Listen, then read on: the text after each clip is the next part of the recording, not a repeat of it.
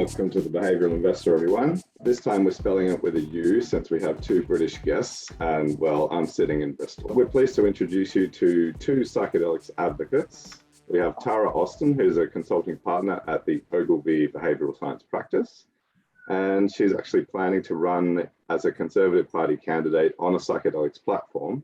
We also have Josh Hardman. He is apparently in the top 100 psychedelics influencers and founder of Psilocybin Alpha. So thanks very much for both of you joining us. Thanks for having us. I should say I'm trying to run rather than I'm running. I'm trying to run. Do you need to get a certain number of people to nominate you before you be running in it? Or is it a bit more administrative than that?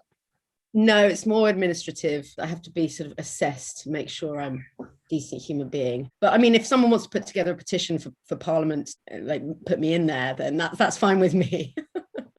Psychedelics isn't really talked much about. There's taboos to do with it. There's also, I think, a bit of fascination, I reckon, in the public about the experience. So it'd be interesting to hear from each of you what you know of from people you've spoken with, businesses in this area, how it can be to take psychedelics.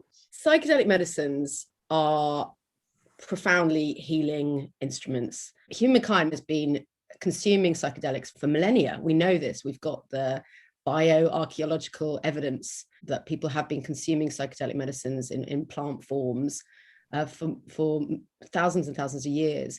And they've done that because they can be healing. How they heal, we are only just starting to understand. We have these amazing fMRI scanners now. We can put people inside them in places like Imperial and Johns Hopkins University.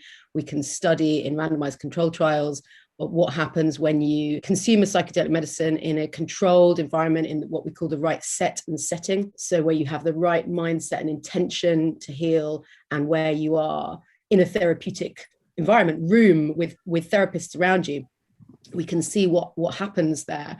And what we're finding is that for depression, even treatment-resistant depression, addiction to tobacco, addiction to alcohol, and PTSD, so these kinds of trauma, that people who are unwell and who are really struggling with their mental health, that when consuming a psychedelic medicine in the right set and setting, we're seeing sort of up to 80% success rates in any one clinical trial for healing and putting people into remission. And really remarkable studies that we're seeing now from things like escitalopram, which is the leading SSRI antidepressant, that SSRI going head-to-head with psilocybin, which is the psychoactive compound in magic mushrooms. And in trial, we're looking at the fact that versus the leading SSRI antidepressant, and there hasn't been any real new innovation in that space for 50 years, that mushrooms or psilocybin, which in theory just grows out of the ground, you don't need a patent on this molecule necessarily, although many people are trying to do that, that these mushrooms are, you're twice as likely to be in remission from your depression. But not only that, it's not just about the reduction in depressive symptoms, because of course, SSRI antidepressants, they may work, not for everyone, only about 70% of people respond at all to SSRIs, but they do work for many people, reducing their depression. But in this study led by Robin Carhart-Harris and the team at Imperial, they were also looking at well-being. And what they saw in that study is that rather than having the SSRI, taking psilocybin led to an increase in well-being. And it's my belief that we're shifting into a new paradigm for mental health medicine, where instead of taking a little pill every day that will numb you to your life, you are having surgery. And that in 4 to 6 hours, which is the kind of duration of a psilocybin journey or experience, that in that period, you're having the surgery and you're dealing with the thing that is bringing about the challenge, bringing about this low mood, serious depression, suicidality, even addiction. You're dealing with it, you're visiting it, you're going there. And that at the end of that experience, you can come out the other side, not depressed, but actually with your joy back. I've seen with my own eyes too many people now who have had their joy really return to them and their freedom from their addictions, which leads me to believe that these medicines really are the future. Is it mainly Western countries that are using it? And also with that treatment for depression or anxiety, Is it a single treatment, or are people essentially put onto a plan of sorts over a series of treatments? I mean, most of the clinical trials today have been 1 or 2 treatments. The Imperial study was 2 treatments 3 weeks apart, 1 dose in each. But that said, they have also been on a plan of a psychotherapy. So it was within the context of a psychotherapeutic plan. But the actual dosing once or twice, I think the most recent Compass trial was just one administration. The interesting thing to note about psychedelics, I should say this from the top, is they are not addictive. The body builds up almost immediate tolerance to psychedelic medicine. So if I gave you a high dose of psilocybin today and I did the same tomorrow, and the next day, by I think day 4, you would have almost no effect. So that notion of like physical addiction doesn't really apply, and in fact they are actually anti-addictive, as we know. So they do heal people of their tobacco addictions and their alcohol addictions, and I know they're exploring at the moment gambling addictions and various other kinds. Interesting how it almost, I liked how you said before, putting it head to head with an SSRI, and now you're commenting how it can almost combat or heal the effects of other addictive drugs. It's kind of incredible. Is that why there's so much interest in the business world in these drugs, Josh? For sure. I think also, comparing it to the standard of care for, smoking addiction and depression is a good way of kind of getting at the root of how just disruptive and different this model of care is about thinking about how to deal with these diseases. So with depression at the moment, we obviously have antidepressants like SSRIs, which block the reuptake of serotonin in the brain, i.e. making more available within the brain itself, as opposed to, receding into the receptors themselves. And the same with nicotine addiction. So we have these patches and we have tablets. And the idea of those is replacing, occupying the nicotine receptor in the brain. So basically replacing the nicotine you would have got from a cigarette with a kind of drug-based intervention. So in both cases, it's operating at the receptor level. It's basically just trying to boost the chemicals in the brain that your brain is desiring. Whereas psychedelics, we're doing the opposite. We're actually trying to deal with a deep-rooted problem. We're trying to break out of those learned neural networks in the brain that are reinforcing negative behaviors. And as Tara said, a lot of the clinical trials are just using 1 or 2 or 3 administrations of a psychedelic. So it is really moving from a chronic dosing based regime where you're taking a nicotine supplement each day or taking an SSRI each day into moving to maybe 1 or 2 kind of, I think Tara, you said surgeries, interventions. It's this move towards psychiatric interventionism. And, psychedelics aren't the only interventions. We've seen transcranial magnetic stimulation be incredibly propitious at dealing with not just mental health disorders, but perhaps things like migraines. And now we're seeing psychedelics be used for the same kind of thing. So I think on the business side, this is interesting because obviously chronic dosing is a good model, right? It's a good subscription model for big pharma, right? I think Prozac, Zoloft, Wellbutrin, all the leading SSRIs in the US have sales of over $2 billion a year, right? You're selling these pills on a daily basis. Whereas if you have a psychedelic intervention that could work, quote unquote, in a quarter of people or a fifth of people, like we've just seen in the Compass Pathways trials for treatment-resistant depression, if it works in 1 in 4, 1 in 5 people after just 1 dose, albeit with some therapy around it, that's incredibly disruptive, right, to big pharma.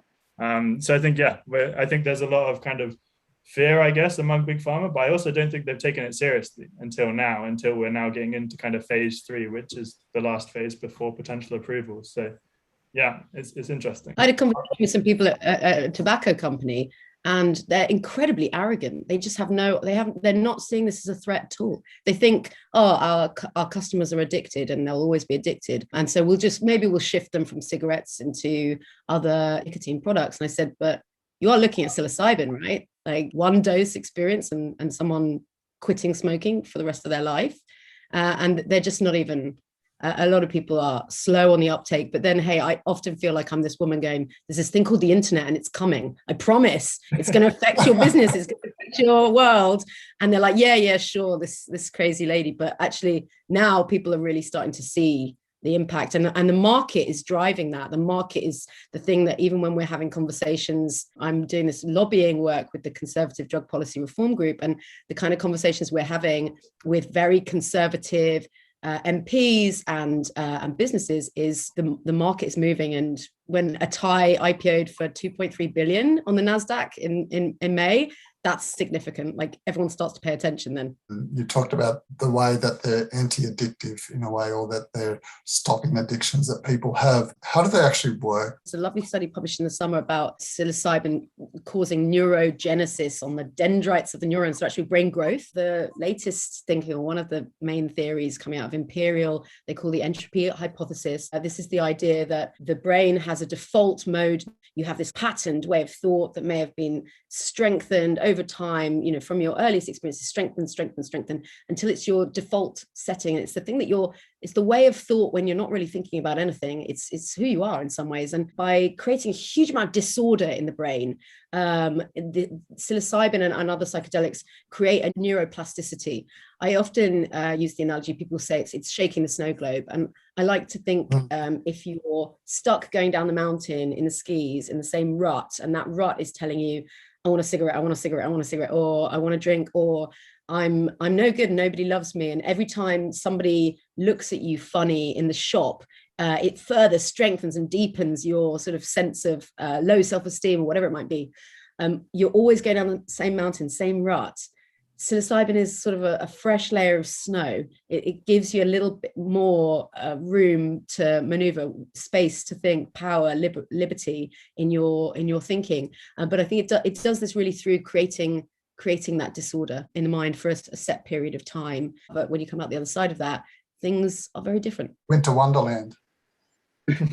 I mean, they do call them magic mushrooms, Yeah. So, they are quite magical, yes. Tara, I remember when you mentioned Timothy Leary's approach to the science. I thought in covering the science, we should talk briefly about that. And then, Josh, you could tell us how the science is happening at the moment. Yeah, I think the interesting thing with psychedelics is it starts off this kind of crazy word for people that's associated with like the hippies and magic mushrooms. And there's two things I really like to land, one of which is that this is science. This is not crazy woo-woo stuff anymore. This is hard science and evidence, but also just giving people a sense of, well, how did we get here then? Like, if these medicines work, what's happened? And the fact is that psychedelic medicines were only really recognized in the modern Western world fairly recently. When that happened, when Albert Hofmann first identified LSD in the lab, that was in the late 40s. There was this period of thinking, this is the future of psychiatry. They recognized it back then, and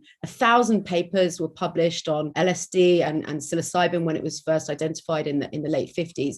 And then I think it was 59 when Timothy Leary, Harvard professor, first took psilocybin. And his life changed radically. And this happens to many people when they first encounter a psychedelic medicine, because they appreciate the connectedness of all life. And in terms of that experience of taking a psychedelic medicine, the lived experience, people often talk about sort of hallucinatory experience. So your visual field, the mind, psychedelic literally means mind manifesting. The mind will manifest things.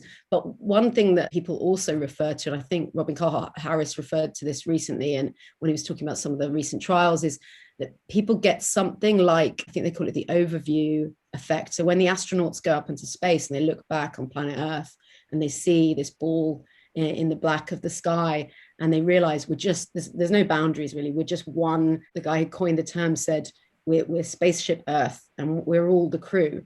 And you get this view.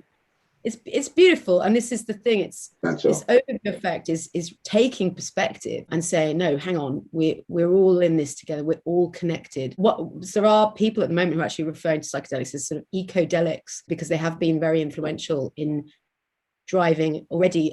One of the founders of Extinction Rebellion was motivated by psychedelic medicine to set up that organization. And people are recognizing that they have this powerful effect in the psyche. And I think this was something that Timothy Leary saw through then his LSD experiences. He believed that the whole world needed to have this experience in order to turn on and tune in, and then sort of drop out of the wars were taking place.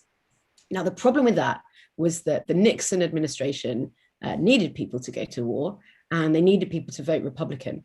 And when Leary started giving psychedelic medicines to people outside of the lab and to his students, and really encouraging people to take up and experience these medicines, healthy normals, rather than people with kind of depression or it's as though he was liberating people.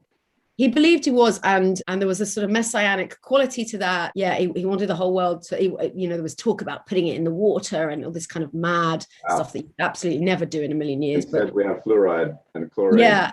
But he wanted people to see what he'd seen, and there's some sort of nobility in that. But equally, he also sort of ruined it for everyone because the conservative right and the Nixon administration got very afraid. There's also some really terrible things that were written about. I think it's the 1968 campaign, the Nixon campaign, where they basically said, look, we had two enemies, the hippies and the blacks, and we knew we couldn't make it illegal to be either. But what we could do is vilify their communities by making their drugs illegal. And so what we did it, expressly so that we could vilify them on the nightly news. And there was a huge amount of propaganda in this period that was all anti-flower power, anti-cultural revolution. And they went back into their box. Yes. Is this a theme, at least in my upbringing and my experience with my father, was I was basically born in Australia's largest hippie commune called the Universal Brotherhood. And essentially it felt, at least the men that were involved in part, but in a big way, were affected by the Vietnam War. And I almost feel like what you're saying is yet another long-lasting effect down the generation from the Vietnam War. It's incredible. Millions of lives could have been saved. I mean, millions of lives have been lost to suicide and alcoholism and tobacco. And we had these medicines in the 40s and 50s. We really had them, and we were experimenting with them, and we were seeing the potential. And we had, they say something like 40,000 people have been through clinical trials with psychedelic medicines since we first really identified them in the modern era. And without adverse effects, without people dying, without, these are very, very safe and effective medicines in the clinical studies. And they were put in a box, and that box was put away. And if it weren't for some really dedicated people who all deserve to have Nobel Prizes and things, if it weren't for those campaigners, they wouldn't have got back into the lab. And now we're in a different age, and we're not Puritan, Victorians anymore, and we understand that psychoactive compounds can help us. So let's embrace that. I think we also just, the other bit of context is we have the science now, right, to actually understand. It was just such a black box in the 50s and 60s. It was all very observational, naturalistic. And then obviously in the 60s, we had the thalidomide disaster, right, which caused, horrible deaths and, I don't know. So that kind of changed and shook up the way that clinical research was done. How it used to often be done was a doctor or a physician would take a new drug or something they had kind of found or wanted to repurpose, and literally often take it to, mental hospitals and, mental health care facilities where people had kind of been festering for many years, and they would just test drugs on them. It was very observational. And that's what led to things like the thalidomide disaster. So Tara, yeah, you're right about what was going on the cultural side and the political side with, drugs were expanding people's consciousness in a way that threatened, the political incumbents. But also there's this whole shift on the kind of more boring kind of FDA clinical trial side, which made a lot of the psychedelic research untenable because it was just too black box. No one really understood what was going on. And then the obvious difficulty as well is when you want to have a randomized trial, you need to have one group that's on a placebo. They need to have no effect, but also you don't want them to know they're on the placebo, right? Because otherwise you can't rigorously evaluate it. And how do you give someone a psychedelic and then give the other half of the group no psychedelic? It's pretty obvious whether you're on a psychedelic. I don't know, presumably we all here have been, and I think it's pretty obvious, right? If you're tripping versus you're not. So that was another big issue, right? How do we rigorously control these trials? And it's an issue that persists today. There are some advances, now there's some sort of active placebos that they're not commonly used. Or comparing a psychedelic to more of a dissociative drug like ketamine is something that's being explored now. But I think all of these more boring methodological challenges also stymied a lot of the research. But yeah, I think ultimately the war on drugs was the kind of final death knell for a lot of the work, definitely. Now we truly are connected. So the beautiful thing is people always say to me, oh, but could this, we're going through this psychedelic renaissance. It is the psychedelic renaissance. Could it go back in the box? No. Yes, I'm scared that we're going to have some bad instances and, people out there in the world accessing these medicines in unsafe ways. And that will be very bad for the reputation of these medicines. But nonetheless, they can't go back in the box because we are connected, and every single one of us can read these papers. You can go online and read the papers in the New England Journal of Medicine. These are rigorous studies. We want to do a lot more research, but it can't go back in the box anymore. I think science is out. And an example of that, I think, or at least to cover a little bit of the history of the research, there's a hell of a lot of science going on. I read a Yahoo News article. There was also a Twitter thread you put out about a phase 2B trial of COMP or COMP 360. I'd be interested a few minutes about that. Yeah, for sure. And firstly, the Yahoo article you read is based on a drug development tracker we made where we tried to aggregate all of the work that's going on in the space. So huge grateful to my friend Michael Heiken, who helped me with that. But yeah, there's a huge amount of work going on. We're now in phase 3, which is really exciting. Phase 3 being the final clinical trial phase required to then take that data to the FDA in America, the EMA in Europe, and MHRA in the UK, to then kind of ask, please, can we market this drug? Can we have approval? We've shown that it's safe and effective. So being in phase 3 is, a really big milestone for the space. The trial in phase 3 is MDMA for PTSD. That's being forwarded by a non-profit, which is interesting. MAPS, the Multidisciplinary Association for Psychedelic Studies, they're the ones that have been kind of carefully stewarding that through for the last kind of 30, 40 years. So a real labor of love for the founder, Rick Doblin. And I think Rick Doblin's actually the one who said, Tara, about, it's cheaper to give people LSD than take them to space, when he was talking about how do we give us that kind of collective overview effect. So I can't get onto Rick because it's just a whole nother 20 series podcast in himself, but he has this whole kind of one side of his life is dedicated to drug policy reform and kind of normalizing psychedelics, and the other half is more pragmatic, and it's all about getting these drugs through clinical trials, because ultimately to get them paid for and to get people able to access them, and to get people who aren't liberal and who don't like the hippie associations, to get them access to these drugs does require FDA approval and insurance payment. So that's kind of so just to, because I feel that the value of talking about the science here is to address the taboo, which is the next topic. And maybe for people to understand can you tell us what the different phases mean? And that will help people understand the significance of passing from one phase to the next, to address the safety, most importantly. Yeah, sure. So in your first phase of clinical trials, you're basically trying to assess whether it's safe. Obviously, if you're sponsoring a clinical trial, you're hoping that it's going to be effective in the long term. Otherwise, you wouldn't be spending hundreds and millions and billions even of dollars of doing it. But the first phase is giving it to healthy people who don't have the treatment or who don't have the indication or disease you're looking to address, and just seeing, is it safe? So that's your first phase. Usually quite a high, chance of success, especially with something like psychedelics, where we have a lot of historical, anecdotal data that they're safe. We haven't seen indigenous people who took psilocybin thousands of years ago growing third legs or having serious kind of health issues. So we kind of know that they're safe. The second phase is when you start looking at, we know they're safe and, we need to continue bearing that in trials, but now we're going to pivot towards looking at effectiveness. So then you start bringing in people who do have the disease that you're targeting. So people who are treatment-resistant depression, who do have anxiety, or in the case of the MDMA trial, have been suffering PTSD for a long time. So that's your second phase. You're usually looking at around 100, 200 people. The most recent Compass Pathways trial looked at 233 people across 10 sites in North America and Europe, for example. That's quite a good example. And then once you've done that, that's your preliminary data of safety and efficacy. At that point, there's about kind of 50-50 chance of success that you're going to have enough data. How long is that taken? Again, just to get it, how conservative this is, key word there, and how people can begin perhaps to trust it, not to say that they should, but how this process is a way to see if you should trust something like a psychedelic. Yeah, I mean, this process can take around 7 years. Okay.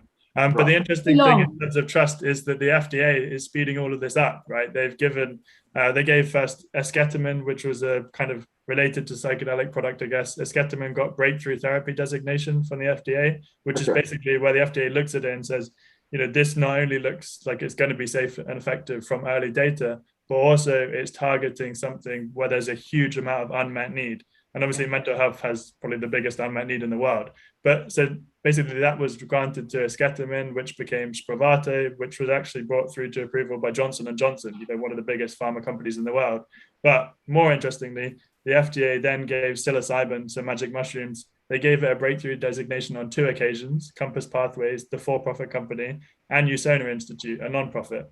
And they've also given breakthrough designation to MDMA for PTSD. So I think when we think about trust and confidence, I think, the Food and Drug Administration of the United States is probably the biggest kind of bastion of that kind of task. So I think the fact that designated breakthrough designations 3 occasions to psychedelics is like a great sign. That there's some promise even under incredibly exacting and methodical examination. People who are in a position of protecting a population of 250 million, in the case of the US, see that it's okay for psilocybin drugs to progress through these trial phases. So then, I saw an article on CNBC saying that $1 trillion over half a century has basically been spent by this population or this country, the US, in fighting these kinds of drugs. And this relates to the paradigm shift that you brought up, Tara.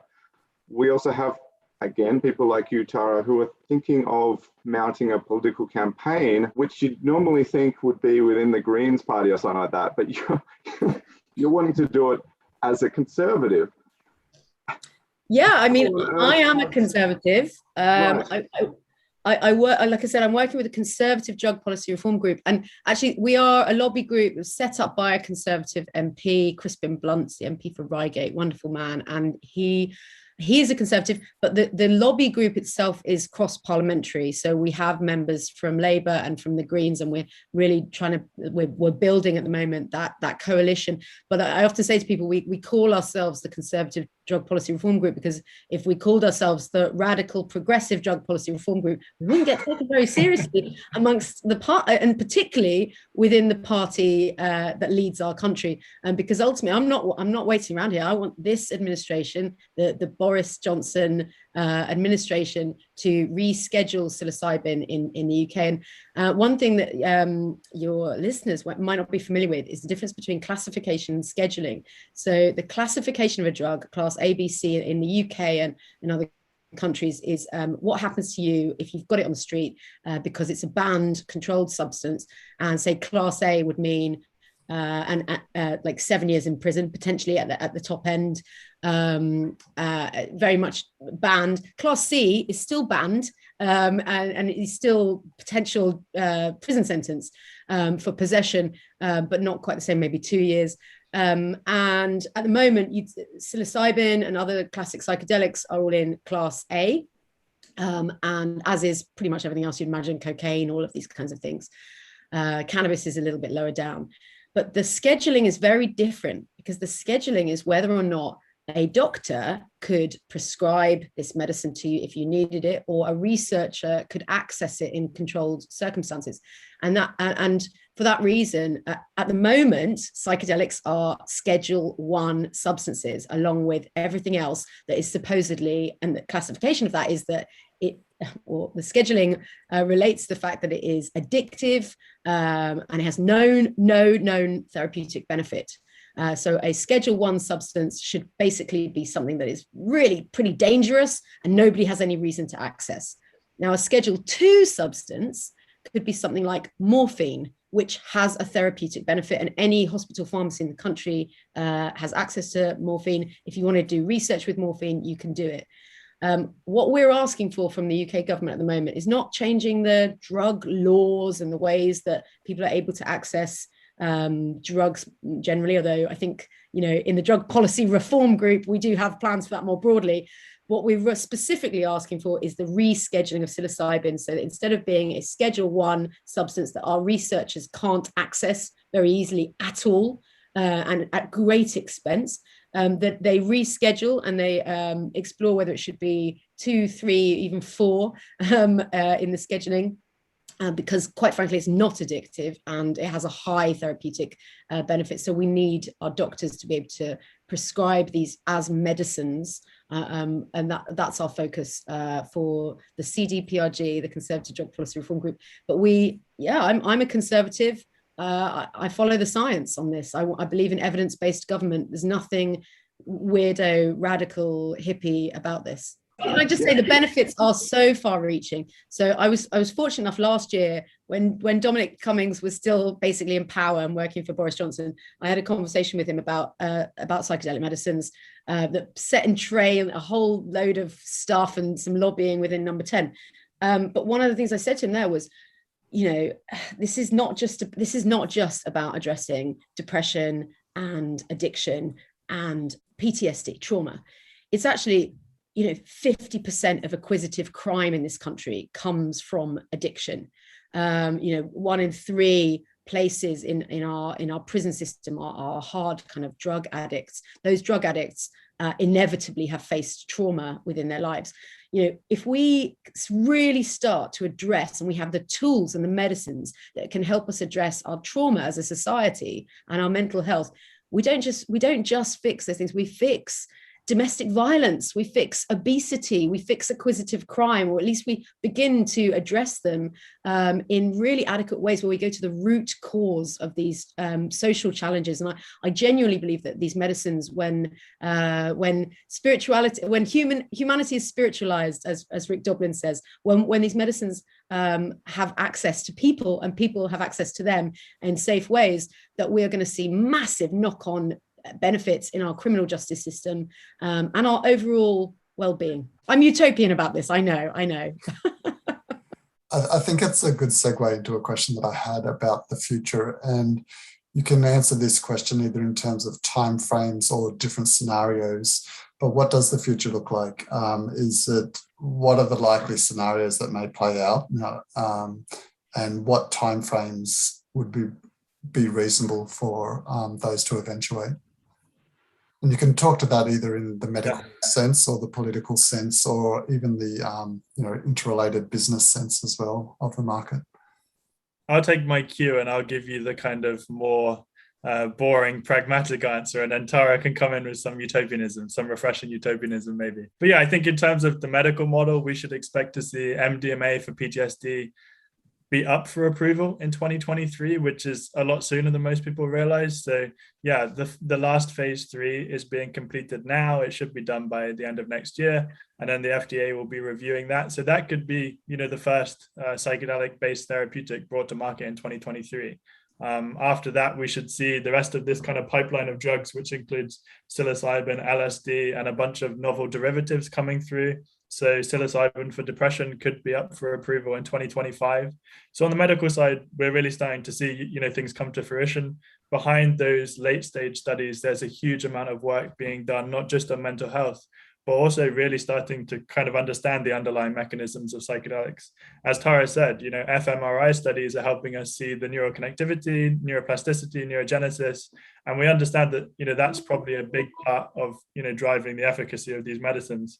But there's also some work that shows that there's anti-inflammatory properties of psychedelics. So we kind of have this whole class of drugs that we broadly understand to be safe, but we don't really know what they're going to work for because they haven't been touched really since the 50s, and we definitely haven't applied modern scientific method to them for the last kind of half century. So there's a lot of excitement that these drugs might also be efficacious in things like neurodevelopmental disorders or neurodegenerative disorders like Alzheimer's and Parkinson's. So really exciting amount of work going on there, but it's really early. So it's kind of at the start of that kind of 7-8 year clinical trial period. A lot of it's preclinical, it's in animal models. So I think on the medical side, there's a lot of excitement around that. On the more cultural side, we're seeing a huge amount of decriminalization and legalization. Like in Oregon, voters in November 2020 overwhelmingly voted to legalize psilocybin therapy, which is very different from decriminalization, where technically it becomes the lowest law enforcement priority. So in America, for example, if you're crossing the street when the man's flashing red, but you are also taking shrooms, what decriminalization means is the policeman should actually give you the ticket for jaywalking, before he gives you the ticket for taking shrooms. That's what it means. It means it's the lowest enforcement priority. But then legalization is where you're actually creating an actual legal framework around the delivery of psilocybin therapy. And that's what's happened in Oregon. So that's coming online in just under 2 years, because part of the vote stipulated that they had to have a 2-year developmental process, because it's such a disruptive and innovative form of therapy that they basically said we need to have a 2-year period to kind of step back and work out how we're actually going to do this. So again, even if psilocybin therapy isn't FDA approved in 2025, we're going to have this really kind of curious natural laboratory in the form of Oregon, where people will be legally delivering this care in many different formats. Some people, it looks like they might be able to do it outside, in forests, in like these kind of retreat centers. Other people might, bring it in more of a kind of clinical kind of setting.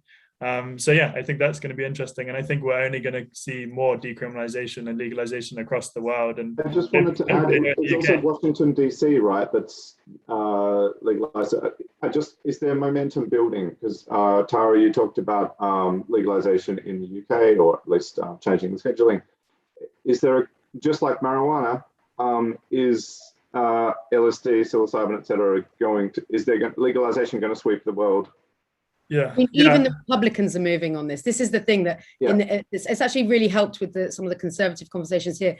So Rick Perry, the former Republican governor of very, very Republican Texas, has just pushed through a bill to spend, I think, $1.5 million annually on psilocybin research. Even in Texas. For veterans with PTSD, and it's because he's seen so many people lost. In this country, we've lost more of our veterans from Afghanistan to suicide than we have in combat, which is disgraceful. That we're not doing more about this, but the Americans, they really care about their veterans, and so Texas is pushing on psilocybin. They see it works. How tragic this all is, that the men returning and getting spat on during the moratorium marches to do the Vietnam War, who would have had PTSD, they would have really benefited from psilocybin back then. Absolutely, and they are benefiting from it now. There's actually an organization in the US and the UK called Heroic Hearts, and they are set up specifically to take veteran soldiers on retreat and in the UK that means they have to take them out of the country, which again it really bothers me. In the US, it's possible to do it within the states as part of a sort of religious ceremony and a sacrament, to have ayahuasca or a psilocybin assisted treatment, and they're seeing great success with that. It works. It just works. On the subject again of paradigm shifts and things sweeping the world, marijuana is being legalized, gay marriage is being legalized. It seems like in the next 10 years, psychedelics will be. Something's going on. I mean, we've got battery cars now. Another thing, like in 1906, Mercedes had a battery car. It looked like automobiles were going to be battery powered. And then suddenly, so the light turned on. And then suddenly things went in a different direction, and we had oil-powered cars, put it that way. The same thing seems to have happened with psychedelics, I guess. And then I see you also mentioned in our discussions on the way into this conversation, Tara, that you've been involved in a female genital mutilation campaign to change society and improve young girls' lives. And now you're focusing on psychedelics. I see there's a theme in your life and what you're doing, Tara, which is to in a way liberate humanity, if that's not too much of a exaggerate what you're doing, but there is a theme there. So what's the next taboo that both of you think needs to be worked on, or what? Could you comment on what the next sort of wave's going to be?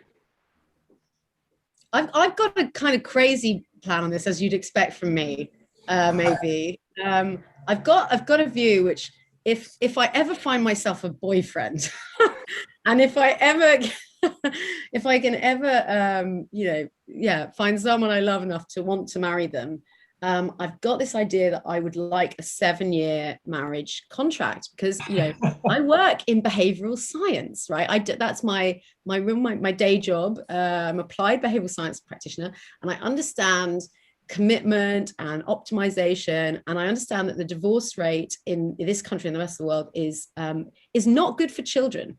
And actually, it's not so much, I think, that people get divorced at all and that their marriages end. It's that the current way of doing that is expensive. It takes a lot of time, and more than anything, it just brings a very bad energy into people's relationships. What I think is interesting is that we currently treat marriage and divorce as a private issue, and actually I think that's because there's shame associated with it. People talk about the failure of my marriage. Now, I don't think it's a private issue at all. I think it's a social, political issue. It's something that touches absolutely everyone, whether they've been divorced or not, whether they've had divorced parents or not. We're all touched by what happens to people when they go through that. And as a behavioral scientist, I just want to optimize the hell out of it. So I've got this idea. I'd like a 7-year marriage contract where if both parties don't decide to renew at 7 years, there's a prenuptially agreed divorce. So you kind of go into it with full knowledge. It would force minds. You'd have a renewal ceremony, which would be another public commitment that would allow you to, we know from the data that when people make public commitments, they are more likely to feel good about that commitment afterwards. And so I think there would be a lot of positive energy. And I think it would probably give most marriages 14 years, which is enough time to maybe raise some children adequately. And if that were the case, wonderful. The other thing is that if you had 5 renewals, like that's a very romantic thing. But I think the idea of going into any commitment for the rest of your life in a world in which we live for a very long time, things change. You're going to go through this whole thing of having children together, maybe. So I think there's a lot of taboo around the failure of marriage that we should address as a society and not pretend like it's a private issue. I love it. That's more liberation. Please get elected. Please focus on that as well. Josh, have you got a taboo? I mean, you put me on the spot, but I think there's still a lot to be done in terms of mental health. I think we've come a long way, and I studied in California for a year, and it just shocked me how far ahead a lot of my peers were in terms of talking about, vocalizing things like anxiety. That was really important for me to even have that vocabulary around it. I think growing up in a village in England definitely stunted a lot of my kind of emotional development and ability to talk about my emotions and feelings. But I think there's still a long way to go there. Also because I think in the psychedelic space, something that concerns me is people looking at psychedelics as like a silver bullet. You have depression or you have PTSD, and it's a way of, within yourself, doing the work, as people call it, introspecting, going within and kind of confronting that trauma. And I think while that's useful for a lot of people, and it's also specifically useful for people who have like something that's identifiable, some acute trauma that they experienced, whether it was an act of sexual assault or whether it was something that happened on the battlefield, I think that's like the best use case for something acute like that.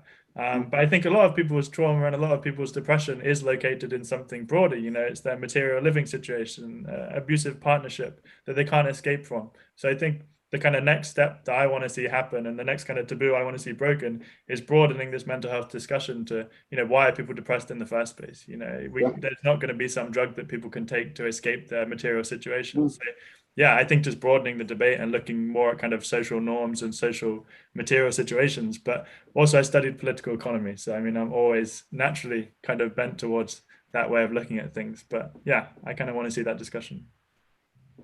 Thank you so much, both of you.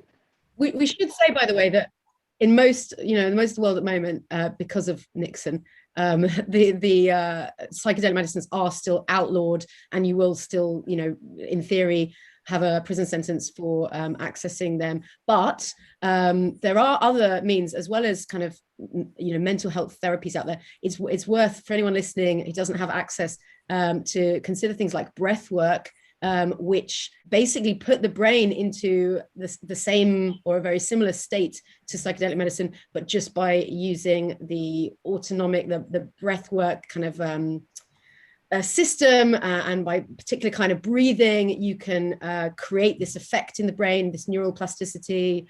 It's worth investigating breath work, because I think there's a lot more research that needs to be done there as well. Goodness, I feel like we need to have another 3 interviews, because there are so many fascinating topics. I think we could definitely have an hour just about the investing side of things too. But sure. I feel like we've at least addressed the most crucial thing, which is that a non-addictive drug, which connects us all and makes us value nature, has finally gotten the attention of the FDA and is being fast-tracked through the clinical trial process. So for people who want to make sure that they're not the victim of something like heroin, it's not a drug like that. It's something that that liberates us. So it's nice to get to that point and to talk about that in our discussion today. Utopia's coming, I promise. I'm going to try anyway. We've got to try. So Ben, did you have anything else? Yeah, let's just wrap up and say if people want to get in contact with you guys or read more about what we've talked about today, how do they do that? If there's any single guys that want to get in touch with Tara, how do they do that? We want to sign a 7-year contract with Tara. Oh, anyone's up for the prenup? Yeah. Well, Twitter, I guess, or yeah, something like that. You can put those in the show notes. So if you have a Twitter or something, you can either let us know or verbalize it now, and we can put it in the show notes as well. Yeah, I think my Twitter is Josh__Hardman, and then I'm writing for psilocybin alpha, which I understand is difficult to say, write, read, and pronounce. So I also registered psychedelicalpha.com, which is also maybe not that much easier, but you can find me on Twitter at least. And that brings me perfectly to the PAR campaign, because we've in the UK and with Mind Medicine Australia and the Canadian Psychedelic Association, we're hoping to run this public campaign. We're looking for funding at the moment. If anyone wants to give us some money to run some poster ads and print ads and things like this and social media. PAR is psilocybin access rights, of course, because psilocybin does begin with a P, which makes it a little bit awkward to say, but we call it the PAR campaign. Psilocybin access rights is what we're asking for those who are suffering and in need. And yes, we have a website, par.global, which is going to be undergoing lots of change in the coming weeks and months, hopefully.